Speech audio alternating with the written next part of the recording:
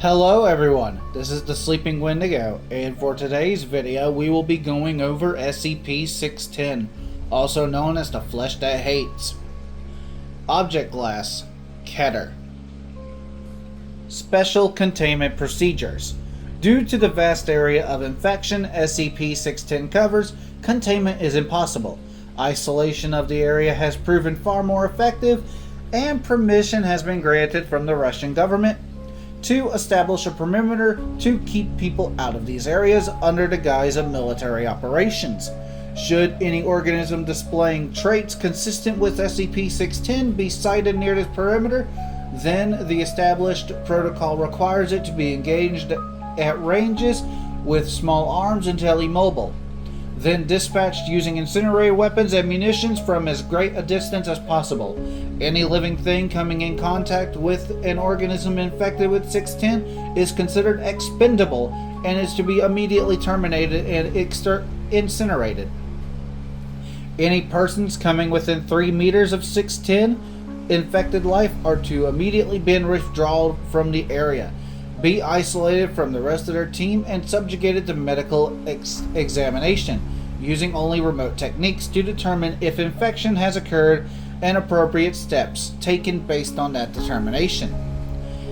At present, the known infection vectors of 610 spread seem to be focused on physical contact. Drone movements within heavily infected areas have returned air samples containing minute particles which, when exposed to organic compounds, will result in the spread of SCP-610.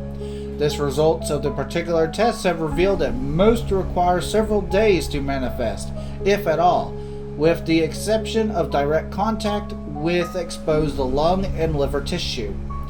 These particular tests showed a rapid growth rate of which requires incineration of the testing environment no more than 24 hours after initial exposure, with even 2-hour mishap risking the compromised facility event. Given that this kind of rapid growth only occurs in organic matter existing outside the human body, this form of infection is currently considered a minor concern. These peculiarities have given rise to a series of questions regarding the possible origin of the infection in conjunction with the failed data exposed.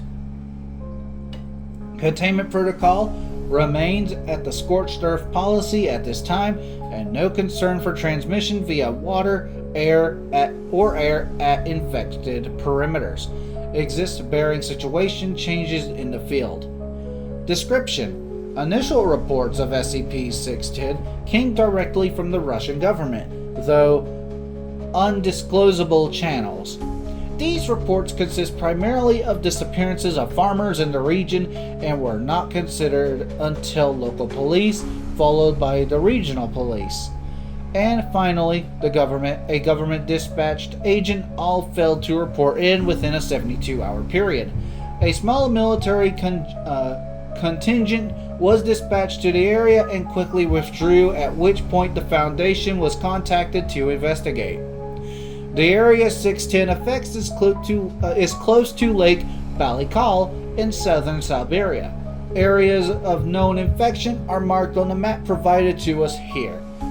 Containment perimeters are marked in blue, surrounded by these infection areas, and as present, no more further locations have been identified. Incursions into the perimeter must be reported prior to conduction, confirmed during exploration, and debriefed on immediate following return.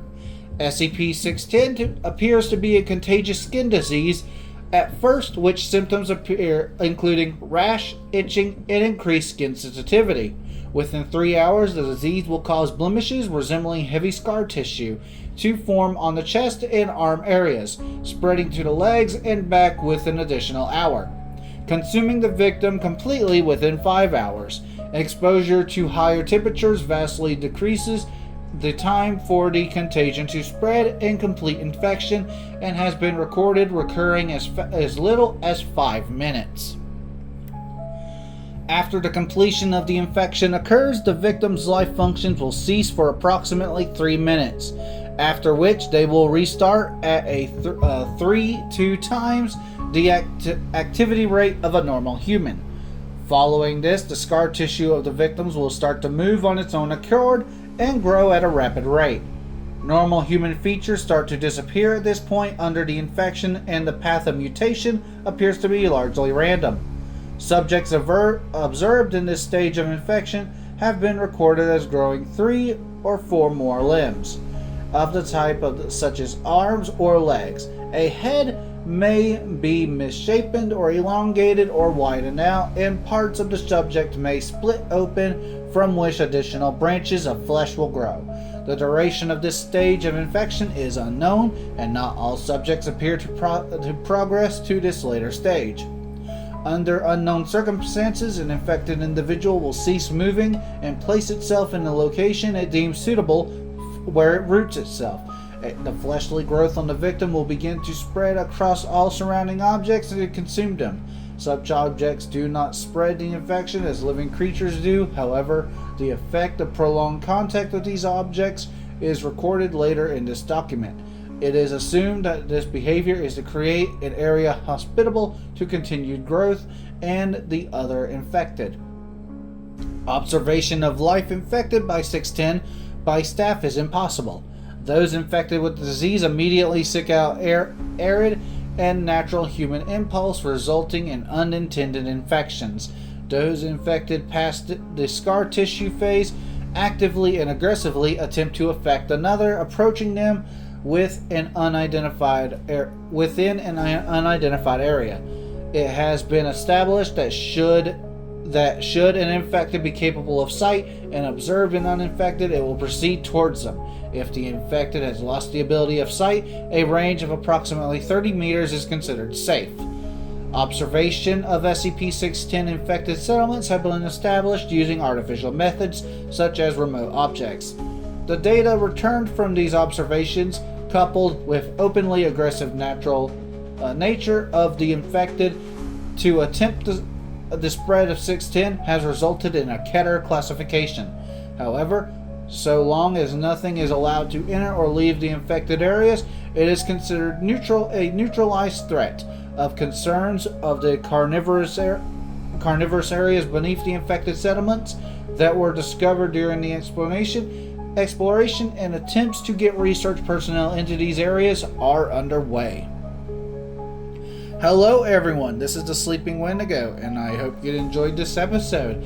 If you did, don't forget to leave a like, share, and subscribe so you don't miss another video. And, as always, I will see you all next time.